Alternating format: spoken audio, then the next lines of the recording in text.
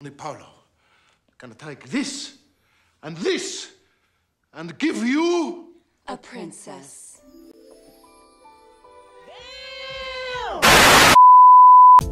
Hello, Jerry here, and I'm trying the new MAC Studio Radiance Serum Power Foundation for the first time. If you want to hear my thoughts on this foundation and how I got this complete look, well, just keep on watching. I recorded this whole video, but unfortunately the sound didn't record, but it's okay, I'll still give you guys my feedback with a voiceover. This foundation retails for 60 Canadian dollars or $46 USD.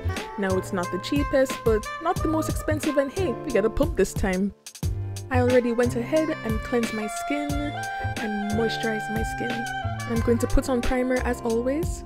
The main reason I bought this new MAC foundation was because of all the skincare ingredients such as hyaluronic acid, vitamin E, jojoba oil, and olive oil.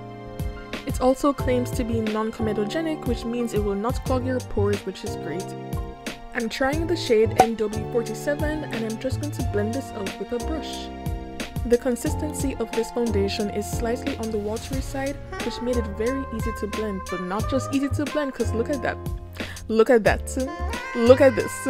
Do you see that? Do you see how well this matches my skin? No, I don't know if you see what I'm seeing. Look at that. Look at this. Bruh.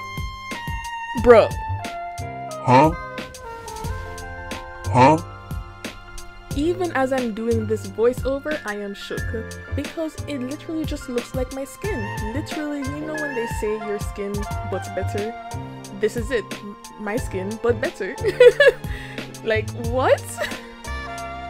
To show you guys exactly how half of my face looks with and without foundation, I went ahead and just finished up my big forehead.